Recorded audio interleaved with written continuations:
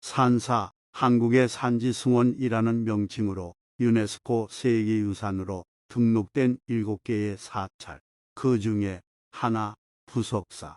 1300여 년의 세월 속에서도 변함없이 우리의 곁에 머물러 있는 사찰은 보는 것만으로도 마음이 편안해진다. 부석사는 신라 문무대왕 16년 676년에 의상이 왕명을 받아 세운 화엄종 사찰로서 경상북도 영주시 부석면 봉황산 중턱에 있다. 오랜 전쟁 이후 통일을 이룩한 문무왕은 화합을 위한 새로운 사상이 필요했다. 의상대사와 문무왕은 부석사를 세움으로 무엇을 이루려 했을까? 부석사는 특히 의상이 화엄에 큰 가르침을 베풀던 것으로 의상을 부석존자라 하고, 그가 창시한 화엄종을 부석종이라 하는 것도 여기에서 유래한다. 청량리역에서 KTX 열차를 타고 1시간 40분 지나니 영주역이다. 이곳에서 차로 30여 분 이동하니 부석사에 도착이다. 소백산맥에 한 줄기 봉화산 기슭에 화엄종에 본산 부석사가 있다. I know you told your friend you're not okay, and tell me what's wrong and why you never said you felt that way. And guess you're trying to stay strong and fake a smile until I look away. But I've known you too long, it hurts to watch your blue eyes fade to gray as you fade away. As you fade away.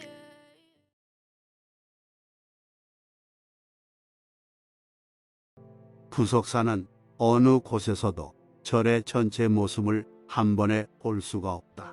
산등성이의 경사지에 엇갈려가며 정각들이 들어서 있기 때문이다.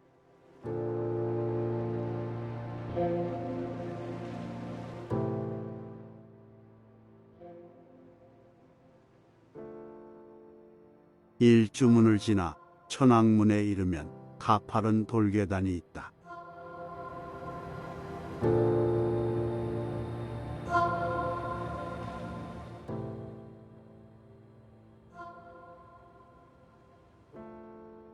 (108번뇌를) 상징하는 108계단이다.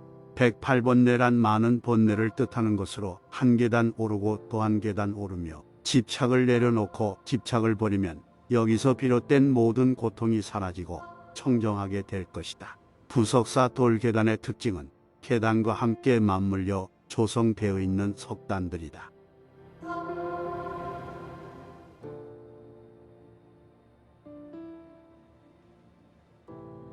계단을 오르며 양 옆으로 보이는 석축, 석축이 가르는 커다란 경계셋이 다시 갈라지며 9개의 단이 이루게 된다. 바로 구품 만다라를 이루고 있다고 말한다. 천왕문에서 범종루 앞마당까지를 하품 3생, 범종루에서 안양루 앞마당까지 중품 3생, 안양루에서 무량수전까지 상품 3생으로 무량수전에 이르면 극락세계에 이르게 되는 것이다.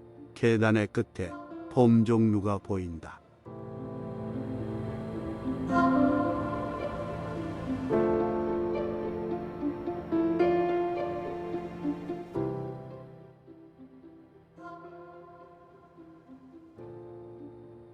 범종루의 뒤로 무량수전이 얼핏 보인다. 계단을 다시 오르면 석축의 끝 구품 만다라의 정점에 세워져 있는 안양루를 만난다.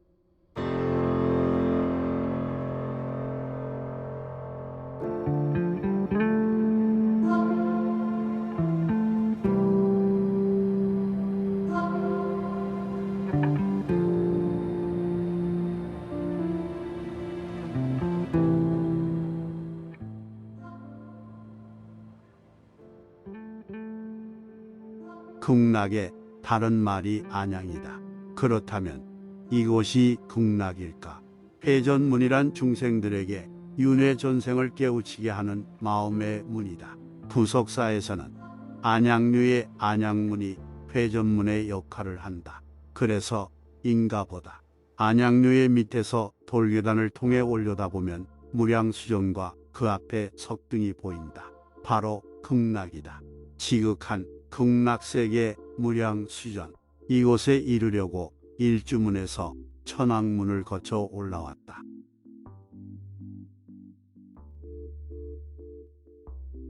계단을 올라오면 무량수전 정면에서 약간 왼쪽으로 치우친 석등이 있다. 이 석등은 무량수전과 너무나도 잘 어울리는 단순하면서도 아름다운 자태를 갖추고 있다.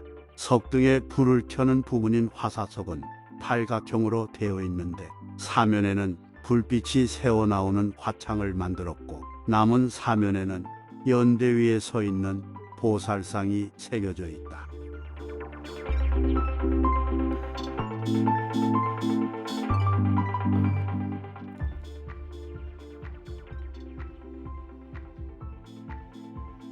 화엄 사상에는 극락왕생을 하려는 중생을 상품, 중품, 하품으로 나누고 각 품마다 삼생으로 나누어 삼품 삼생으로 이루어진 구품 만다라의 세계관이 있다고 했다.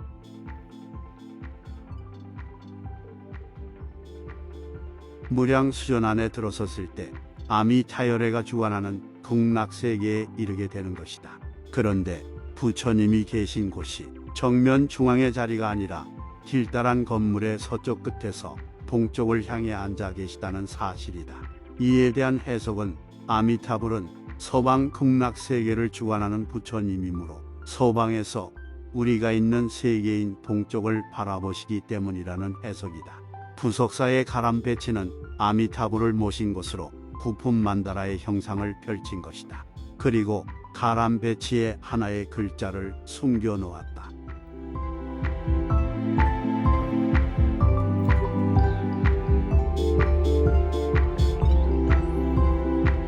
분열되어 있던 삼국과 지친 민중을 위로하기 위한 통합 사상이 필요했던 시기에 의상대사는 부석사를 세우고 화엄 사상을 구현한 것이다. 부석사의 가람의 배치에 숨겨놓은 빛나루가 무엇을 이야기하고자 한 것일까? 일즉일체다지길 하나는 모두이며 모두는 곧 하나다. 이것이야말로 하나가 일체여 일체가 하나라는 화엄 정신을 말하고자 한 것인가 보다.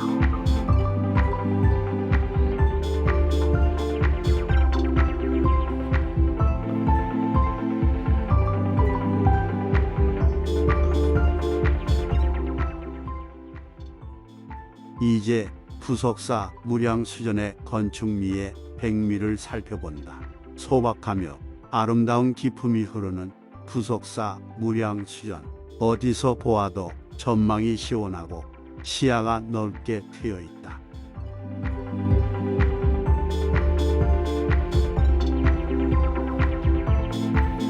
무량수전의 백미 배을림 기둥. 기둥 높이의 3분의 1 부분에서 굵어졌다 다시 차츰 가늘어져 들보를 가뿐하게 들고 있는 시각적 안정감을 준다.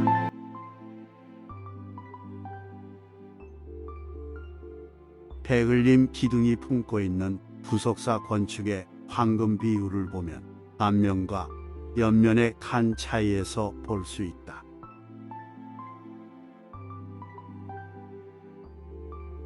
일대 1.16이 황금 비율을 통해 표현되는 안정감과 아름다움을 가지고 있다.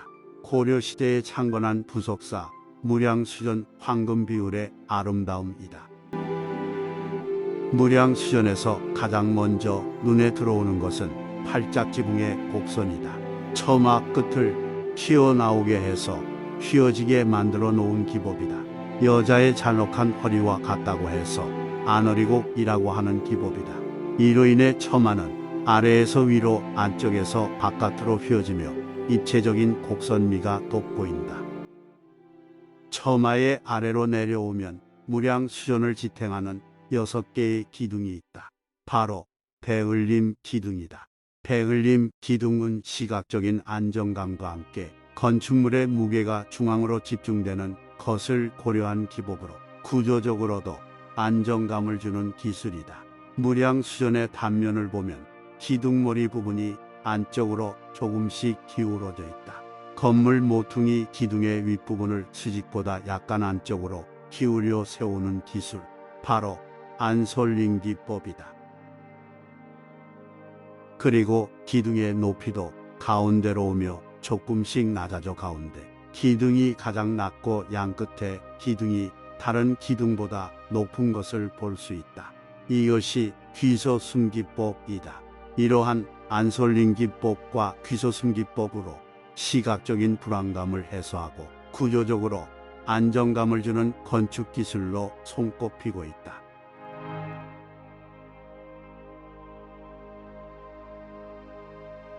의상대사가 당나라 유학 시절 머물렀던 집의 딸 선묘낭자가 의상을 사모하게 되었다. 의상은 불교의 깨달음을 전하였고 선묘는 영원히 의상의 뜻을 따르기를 결심한다. 의상이 화엄 사상을 배우고 신라로 돌아가는 길에 선묘는 용이 되어 의상이 탄배를 보호하였고 의상이 신라에 도착해 영주시 봉황산에서 부석사를 참관할 때 이교도들의 반발이 심하였다. 용이 된 선묘가 큰 바위로 변해 그 위에서 떨어질 듯 말 듯 위태롭게 하니 굴복하여 의상의 제자가 되었다는 이야기가 전해진다. 그곳에서 의상은 화엄경을 만들어 강론을 하였고 바위가 공중에 떴다고 해서 부석사라고 이름을 짓게 되었다.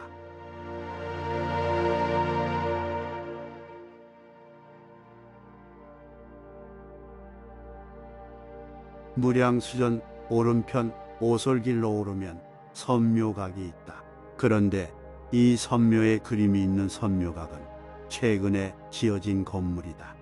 유홍준의 나의 문화유산 답사기가 써진 이후에야 선묘각을 만들고 그림을 채운 우리나라 불교계의 남성 권위의식과 문화재인식 수준이 안타까울 따름이다. 때문에 우리나라에서 가장 오래된 벽화라고 자랑하는 부석사 조사당에는 이 절의 수호신이라고 하는 선묘의 흔적을 찾아볼 수가 없다. 오히려 일본 교토박물관에서 12세기에 제작된 선묘상과 일본 국보로 지정된 화엄종조 사회전에 그려진 의상과 선묘의 모습을 살펴볼 수 있다.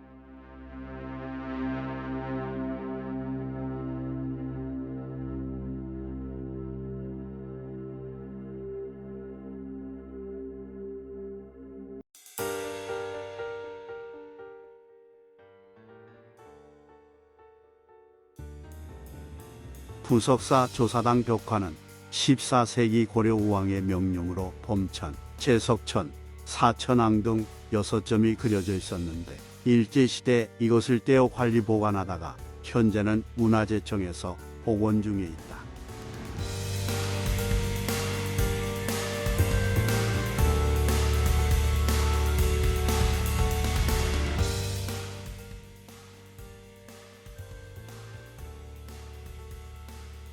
지장전 왼쪽 뒤편에 축대 아래에 보면 선묘정이 있다. 선묘의 눈물이라고 한다. 선묘의 눈물을 뒤로하고 부석사를 떠나온다.